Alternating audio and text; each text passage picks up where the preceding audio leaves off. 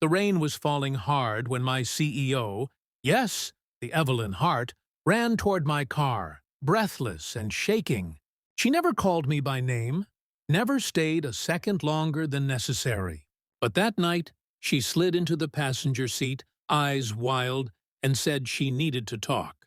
Something in her voice wasn't business. It was something else. And when she leaned closer and whispered, "I like you, and I think you like me too," my entire world stopped. Because she was right. Rain had started to fall just as I finished my shift. The office parking lot shimmered under the streetlights, reflections of umbrellas and tired faces moving through puddles. I climbed into my car, an aging silver Honda with a back seat littered with my daughter Lily's crayons and snack wrappers, and let out a long sigh.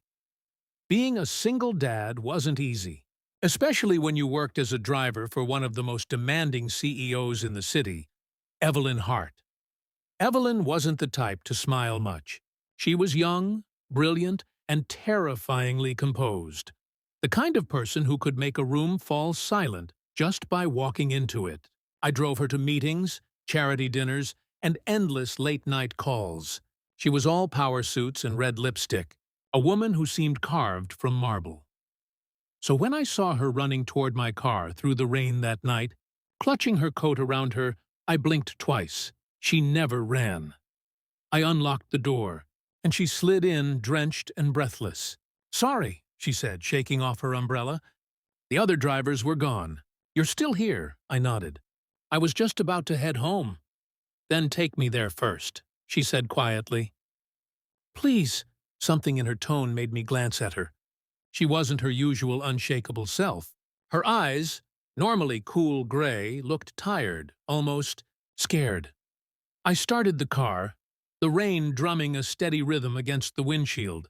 Silence filled the space between us. After a few minutes, she spoke. "Do you ever get tired of pretending everything's fine?" I hesitated. "All the time." She turned toward me, studying my face like she was searching for something hidden there. "You have a daughter, right? Lily?" "Yes. She's 6. "You talk about her sometimes," she said softly. "She sounds wonderful." "She's the best part of me," I said before I could stop myself. For a while, neither of us spoke. The city lights blurred as we passed them, like smudged stars on wet glass. Finally, I pulled up outside her penthouse building. She didn't get out. Instead, she just sat there, twisting her ring around her finger. "Evelyn?" I asked gently. She turned to me then, really turned, and I saw something I'd never seen in her before. Vulnerability. "Can I ask you something, Daniel?" "Of course." She leaned closer, her perfume faint but warm, something like jasmine after rain. My heartbeat stuttered. "I like you," she whispered. "And I think you like me too?" My mind blanked. She was my boss, my CEO, the woman who ruled boardrooms like a queen.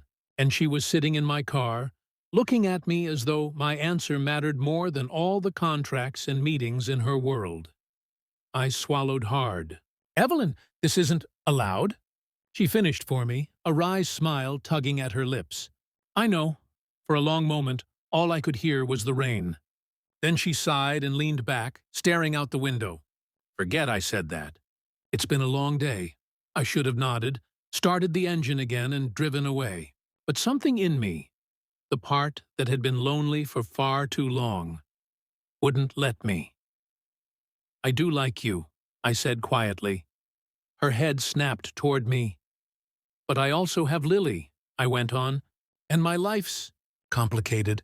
I can't afford to mess it up." Her eyes softened. "I understand."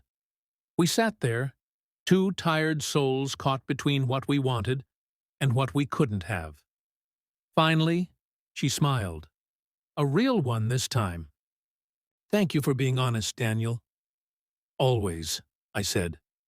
She opened the door, paused, and looked back at me. "Drive safe, and give Lily my best." Then she was gone, disappearing into the lobby's golden light. I sat there for a while, listening to the rain fade. When I finally drove away, I realized something. Maybe love doesn't always need an answer right away.